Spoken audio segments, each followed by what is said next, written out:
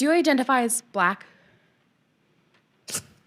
No, it's a serious question because you might not identify. Can you please put the mic? Thank you.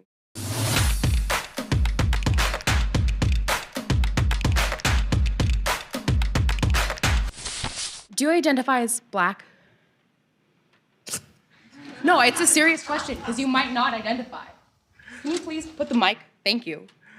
Okay. When I walked into the room, I am not done with my question. Hey, young lady. I'm just asking you to listen to me while I'm about to answer your first question. But I didn't finish my question. Okay. Yeah, I'm black. Less than 9% of the people in this room are black, and we're all not here for you.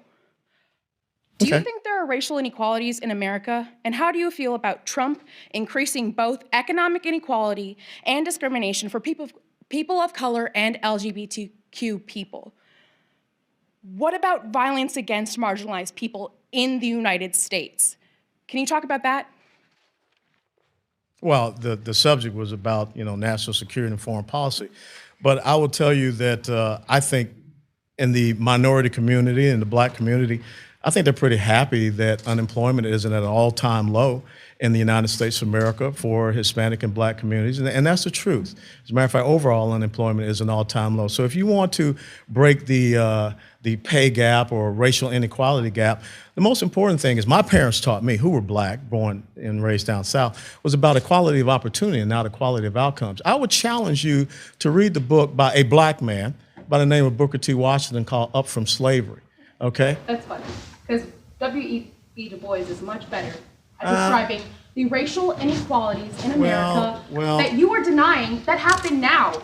And to say that, we are better and unemployment is down is dismissing the fact that a lot of LGBTQ people are in trouble right now because of your administration.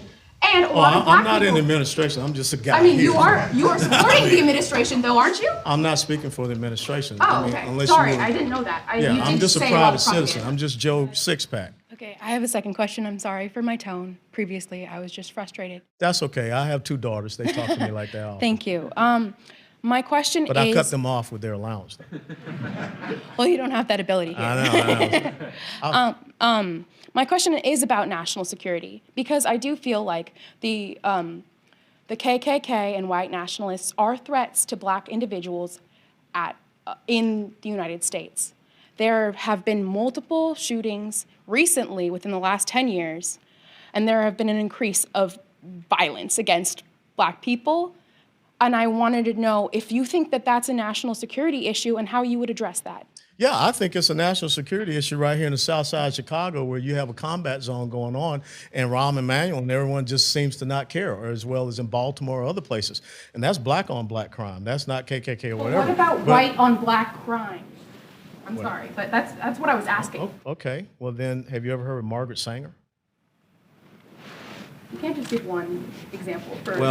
Margaret Sanger and the organization that she founded since 1973, almost 17 million unborn black babies have been murdered by that organization. I think that's something that we should really be concerned about. The fact that the United States government gives $568.7 million to an organization that was founded by a white supremacist, a racist, a person that spoke at Klan rallies, that referred to blacks as undesirables and weeds, I would join forces with you in a heartbeat to say that we need to cut off funding to an organization like that called Planned Parenthood.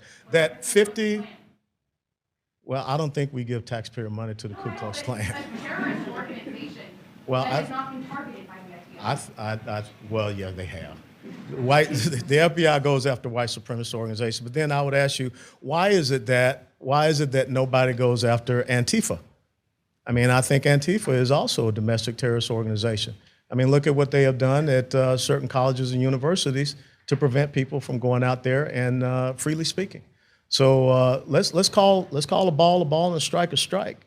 And so there are many organizations out there that we need to be targeting. But I will tell you, first and foremost, we shouldn't give $568.7 million to an organization like that.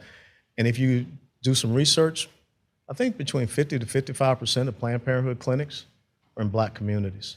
That's a travesty.